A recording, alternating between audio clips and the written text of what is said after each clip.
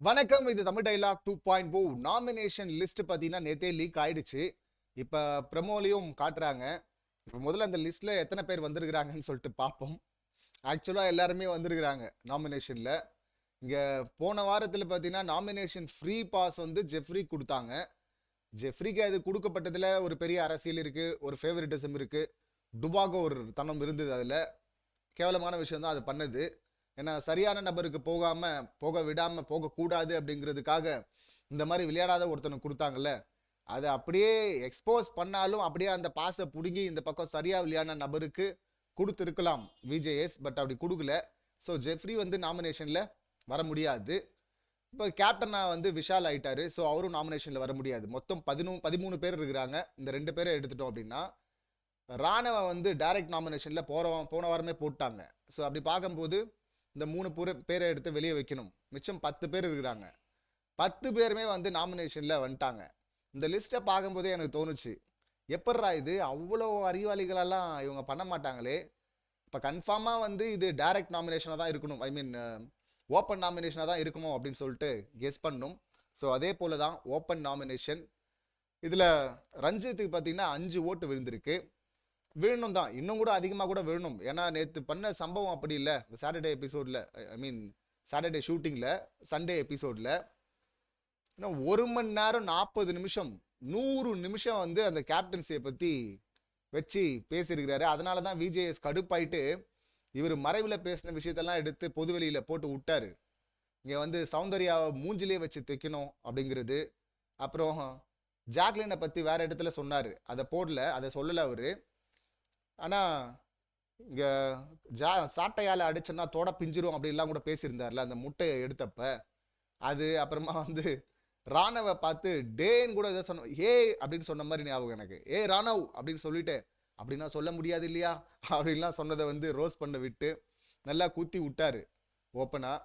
இப்போ அதுக்கு ஹெவியாக ரியாக்ஷன் வரும் அப்படின்னு சொல்லிட்டு எதிர்பார்த்தா சம்மந்தமே இல்லாமல் முத்துக்குமரன் முத்துக்குமரன் அப்புறம் பக்கத்தில் மஞ்சரி இருந்தாங்கன்னு நினைக்கிறேன் யாரோ.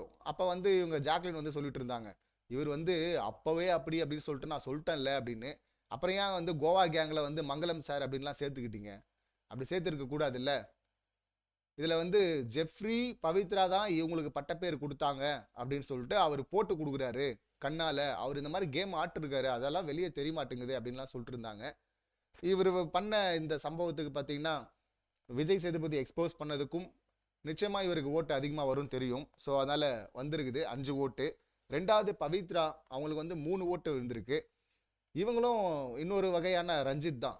ஏன்னா ஒரு கேள்வி ஆஸ்ட் கேட்குறாரு அப்படின்னா முதல்ல ஒரு ஆன்சர் சொல்கிறாங்களே, அது வந்து ஆன்சரே கிடையாதுன்னு சொல்லிட்டு விஜேஎஸ் போட்டு புலகிறாரு. பிறந்ததுக்கு அப்புறமா பேசுகிறாரு பேசுகிறாரு பேசுகிறாரு, வேற வேற மாதிரி கேட்டு பார்க்குறாரு. எல்லாம் முடிச்சுட்டு இந்த மாதிரி 1 மணி நேரத்துக்கு அப்புறமா திரும்ப ஃபஸ்ட்டு கேட்கும்போது சொன்னாங்க பார்த்தீங்களா, அதையே லாஸ்ட்டில் சொல்லுவாங்க. அந்த கன்வென்ஷன் ரூம்குள்ளே கூட போயிட்டு அதானே இவங்க சொல்லிட்டு இருக்காங்க. எத்தனை முறை சொல்லியிருக்கிறாங்க. இங்கே வந்து யோசிச்சு பார்த்தா அதான் நீன்னா அப்போ ஓரமாயிரு. ஏன்னா இங்கே போட்டிக்காக வந்திருக்கிறீங்க, போட்டியில் ஜெயிக்கணும் அப்படின்னு ஆசை வேறப்படுறீங்க. அப்படின்னா நீங்கள் அதுக்கான ஸ்டஃப்பு, அதுக்கான உழைப்பை நீங்கள் போடணும்ல. ஏங்க அந்த உழைப்பை போட மாட்டீங்க அப்படின்னு கேட்டால் யோசிச்சு பார்த்தா அப்படின்னா அப்போ நீ ஓரமாக இருந்தானே சொல்ல முடியும். ஸோ வெளியே அனுப்ப வேண்டிய பீஸ் தான். 3 ஓட்டு விழுந்திருக்கு. மூன்றாவது அருண், இவருக்கு 3 ஓட்டு விழுந்திருக்கு. ஆக்சுவலாக இது ரொம்ப கம்மி. ஏன்னா இங்கே ஒரு ஃபேவரிட்டிசம் குரூப்பிசம் இருக்குல்ல, அவரை சுற்றி அவரும் அந்த குரூப்பில் இருக்கிறாரு, அந்த விஷால் கேங்கில், திருட்டு பிரியாணி கேங் அது. அதனால் வந்து ஓட்டு கம்மியாக விழுந்திருக்கு. ஏன்னா இந்த சம்பவம்லாம் இப்போ ரஞ்சித் வந்து வார்த்தையை வெளியே விட்டார், இல்லை நடிக்கிறாரு, அவரை எக்ஸ்போஸ் பண்ணுறதுக்கு அவ்வளோ டைம் ஆச்சு, அதெல்லாம் வேற. அதுக்கே 5 ஓட்டு விழணும் அப்படின்னா இங்கே வந்து விஜேஎஸே மதிக்காமல் பேசிட்டு இருந்தா அப்படி. அவர் புரியல, அவர் தப்பாக போர்ட்ரேட் பண்ணிட்டா அப்படி. விஜேஎஸ்க்கு ஒன்றும் புரியலையா, அவர் தப்பாக போர்ட்ரேட் பண்ணிட்டாராம். இங்கே அத்தனை பேர் கண்டஸ்டன்ட் சொல்லும் போது தான் எதிர்த்து நின்னேன், ஏதோ ஹீரோயிசம் நினச்சிட்டு ஒன்று பண்ணேன். இப்போ விஜேஎஸ் வந்து ஒன்று சொல்கிறாருன்னா வெளியில் அந்த மாதிரி போயிருக்குன்னு தானே அர்த்தம். அதை தானே அவர் ஹிண்ட்டாக கொடுக்குறாரு. அப்போ தப்பாக இருக்கா, இது எப்படி நம்ம வந்து சாரி கேட்டு, இல்லை நான் வேற மாதிரி நினச்சிட்டேன் சார், சாரி சார்னு சொல்லிட்டு போகலாம். இதில் அந்த உண்மைங்கிற வார்த்தையெல்லாம் கூட பார்த்தீங்கன்னா ரொம்ப சரளமாக யூஸ் பண்ணுற அப்படி.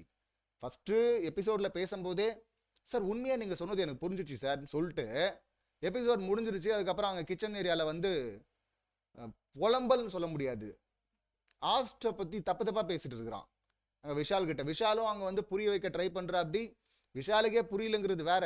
டே இந்த மாதிரி பேசாதரான்னு சொல்லிட்டு இருந்தா அங்கே வந்து இல்லை தப்பா போர்ட்ரே பண்ணிட்டா அப்படி அவர் என்ன போர்ட்ரே பண்ணாரு? இவரு தான் தப்பா பண்ணிட்டு இருந்தா அப்படி. இதில் நான் ஷோ விட்டே போகிறேன், இன்னும் எக்கச்சக்கமாக வார்த்தையை விட்டுருக்க கூடும். அது நமக்கு எடிட்டில் வந்து தூக்கணுனால நம்ம பார்க்கல. எதை வச்சு சொல்கிறோம் அப்படின்னா, இதுவரை அந்த மாதிரி நடந்ததில்லை இல்லை. எப்படியும் சாட்டர்டேவே தான் 2 நாள் எபிசோடும் ஷூட் நடக்குது. அப்படி இருக்கும்போது அடுத்த எபிசோட்லேயும் வந்து அவர் கேட்டிருக்கலாம் விஜய்ஸ் ஏதாவது கேட்கணும் அப்படின்னா. அதை விட்டுட்டு ஆடியோ மூலிமா வந்து பேச வேண்டிய அவசியம் என்ன இருக்குது? பேசுகிறாருன்னா அப்போ கண்ணா பின்னான்னு வார்த்தையை விட்டுருக்கு இந்த டப்பா. ஸோ அதனால தான் கடுப்பாயிட்டு வந்து சரி அப்பவும் புரிய வைக்க ட்ரை பண்ணி திரும்பவும் கடுப்பாயிட்டு விஜய்ஸ் போயிட்டாரு. கடைசி வரையும் புரிஞ்சுக்கல. கேட்டா எங்கள் வீடா நினைக்கிறேன் அதெல்லாம் கிடையாது. இந்த ஆளு இந்த டப்பாவே வந்து ஏற்கனவே உளறிருக்கு அப்படி. நான் வந்து இங்கே ஒன்றும் வேலை செய்ய வரல, நான் வந்து இங்கே விளையாட வந்திருக்கிறேன் அப்படின்னு சொல்லியிருக்கேன் அப்படி. அப்புறம் எங்கே நீ வீடா நினைச்சாத? இதில் தீபக் வந்து கூட வேலை செய்கிறவங்களெல்லாம் எப்படி இவர் பார்ப்பாரு இதில் தெரியுது இல்லை அப்படின்லாம் சொன்ன ஆள் தான் இவர்.